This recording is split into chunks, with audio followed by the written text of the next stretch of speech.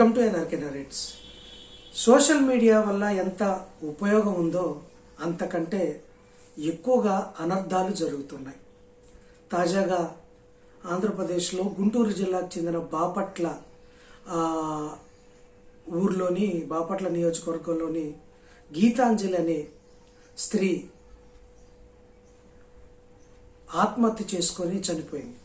ఆమె ఆత్మహత్యకు కారణాలు ఏంటంటే సోషల్ మీడియాలో ఆమె పైన విపరీతమైన ట్రోలింగ్ చేసి ఆమె క్యారెక్టర్ను కూడా బదనాం చేసి ఆమె మాట్లాడే తీరును ఆమె కుటుంబాన్ని ఇబ్బందుల్లోకి నెట్టారు.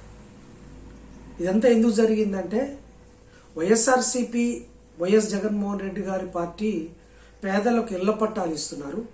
ఆ ఇళ్ల పట్టాలు పొందుకున్న సందర్భంగా ఒక యూట్యూబ్ ఛానల్కి ఇంటర్వ్యూ ఇస్తూ నేను అమ్మఒడి పొందుకున్నాను, అలాగే ఇళ్ల పట్టా వచ్చింది, ఇటువంటి సందర్భంలో నేను చాలా సంతోషంగా ఉన్నాను, మరొకసారి కూడా జగన్మోహన్ రెడ్డి గారికి ఓటేస్తానని చెప్పింది. ఆ ఇంటర్వ్యూ సోషల్ మీడియాలో వైరల్ కావటంతో ప్రత్యర్థి పార్టీలు ప్రత్యర్థి సోషల్ మీడియా ఇప్పుడు మీడియా అంతా పార్టీల పరంగా చీలిపోయింది కదా. సోషల్ మీడియా ఏ పార్టీకి ఆ పార్టీ సోషల్ మీడియాలో విపరీతమైన ట్రోల్స్ ఒకరికొకరు తిట్టుకుంటూ దూషించుకుంటూ చేస్తున్నారు. అది ఒకవేళ దాన్ని స్వీకరించగలిగితే పెద్దగా లైట్ తీసుకుంటారు, కానీ కొంతమంది సున్నిత మనస్కులు ఉన్నారు. అటువంటి సున్నిత మనస్కులే గీతాంజలి అనే వ్యక్తి.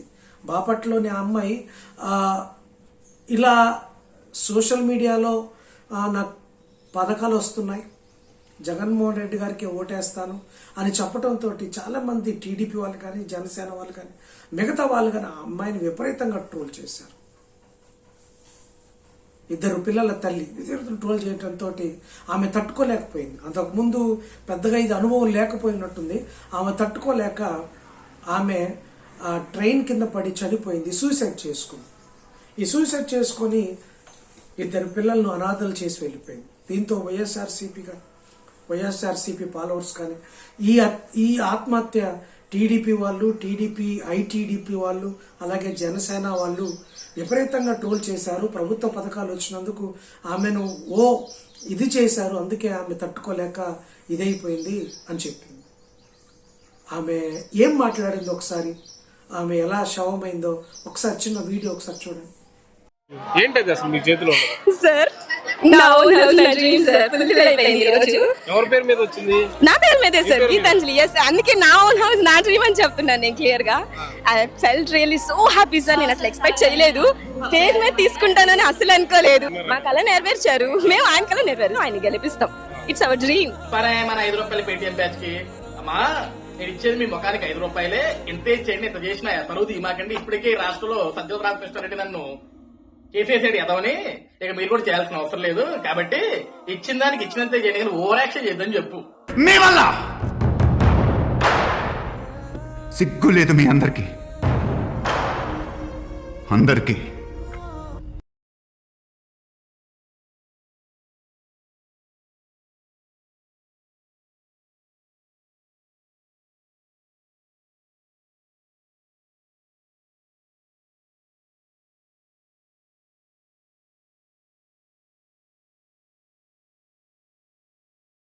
చూశారుగా, ఆ మాట్లాడిన మాటలకు కొంతమంది ఆమెను విపరీతంగా ట్రోల్ చేశారు, ఆమె క్యారెక్టర్ని బదనాం చేశారు, ఆమెను చాలా ఇబ్బంది పెట్టారు. ఒక రాయలేని చెప్పలేని విధంగా చాలామంది కామెంట్స్ పెట్టి వీడియోలు పెట్టి ఇది చేశారు. సో ఆమె తట్టుకోలేక ఆత్మహత్య చేసుకుంది. ఇప్పుడు ఎవరి కారణం దీనికి? సోషల్ మీడియా ఉన్నది దేనికి? ఇలాంటి వ్యక్తులను, అమాయకులను హింసించడానికైనా? స్వేచ్ఛ ఉందని, సోషల్ మీడియా చేతుల్లో ఉందని ఏది పడితే అది మాట్లాడటమేనా? ఏది పడితే అది కామెంట్ చేయటమేనా? అందున స్త్రీమూర్తి మీద ఏది పడితే అది చెప్పటమేనా? ఆమె చెప్పిందే ఉండొచ్చు, ఒకరు తప్పు చెప్పి ఉండొచ్చు, లేకపోతే రైట్ చెప్పి ఉండొచ్చు. ఏమి చెప్పిందని ఇంతలా విపరీతంగా ఆమె చచ్చిపోయేలా ఏం చేయాలి? సోషల్ మీడియాలో ఉన్న వాళ్ళందరూ సిగ్గుపడాలి ఇటువంటి విషయాలు చూసి. ఒక ప్రాణాన్ని తెచ్చిస్తుందా? ఎంత టెక్నాలజీ పెరిగితేంది, ఎంత ఉపయోగం ఉంటుంది సోషల్ మీడియా వల్ల, ఎంత ఇన్ఫర్మేషన్ మనం గ్యాదర్ చేస్తేంది, ఎంత ఆధునికతలోకి వెళితేంది. ఒక ప్రాణాన్ని హరించి వేసిన తర్వాత ఆ ప్రాణం సోషల్ మీడియా ట్రోల్స్ వల్ల పోయిందని తెలిసిన తర్వాత ఆ ప్రాణాన్ని తిరిగి తీసుకురాగలదా? ఏ సోషల్ మీడియా అయినా, ఏ పార్టీ అయినా. ఇప్పుడు వైఎస్ఆర్సీపీ వాళ్ళైనా ఆ ప్రాణాన్ని తీసుకురాలేరు. ఇప్పుడు వాళ్ళు విపరీతంగా వీళ్ళ మీద ట్రోల్ చేస్తున్నారు. సిగ్గుపడాలి అటువంటి బ్యాడ్ కామెంట్స్ చేసిన వాళ్ళు. కొంతమంది తట్టుకుంటారండి, కొంతమంది ఇష్టం వచ్చినట్టుగా క్యారెక్టర్ అసాసినేట్ చేసినా కానీ, బూతులు మాట్లాడినా, ట్రోల్ చేసినా కానీ కొంతమంది తట్టుకుంటారు. కానీ కొంతమంది గీతాంజలి లాంటి సున్నిత మనస్కులు ఉంటారు, వారు తట్టుకోలేరు. మీరు సోషల్ మీడియాలో ఉంటున్నప్పుడు చాలా జాగ్రత్తగా మాట్లాడాలి, కామెంట్స్ పెట్టాలి, అలాగే జాగ్రత్తగా డీల్ చేయాలి. కానీ ఇష్టానుసారంగా స్వేచ్ఛ ఉందని పార్టీలుగా చీలిపోయి, ఎట్లాగో తెలుగు మీడియా న్యూస్ ఛానల్ అంతా చీలిపోయినాయి. కొన్ని ఛానళ్ళు ఒకలాగా, కొన్ని ఛానళ్ళు ఒకలాగా, వాళ్ళు చెప్పింది ఒకలాగా, వీళ్ళు చెప్పింది ఒకలాగా ఉంటాయి. అలాగే సోషల్ మీడియా కూడా అలా చీలిపోయింది. చీలిపోయింది. ఎదుటి వాళ్ళని ట్రోల్ చేసేటప్పుడు జాగ్రత్తగా ట్రోల్ చేయాలి. జాగ్రత్తగా. ఎందుకు ఇప్పుడు ఇద్దరు ఆడ కూతురు, చిన్న పాపలు అనాథలైపోయారు, ఇబ్బందుల పాలవుతున్నారు. ఏంటి పరిస్థితి? సోషల్ మీడియాలో ఉన్న వాళ్ళు అందరూ సిగ్గుపడాలి ఇటువంటి చర్య జరిగినందుకు. పైగా దీన్ని కప్పుచ్చుకున్నందుకు మరొక డ్రామా ఆడుతున్నారు. అది అలా జరగలేదు, ఇది జరగలేదు, ఆమె అందుకు చనిపోలేదు, ఇంకొక కారణం. ఇంకింత జుగుప్సాకరంగా చెప్పక ఆమెకి ఇంకేదో అక్రమ సంబంధం ఉందని, ఇంకేదో సంబంధం ఉందని. ఎందుకండి ఇట్లాంటి మాటలు?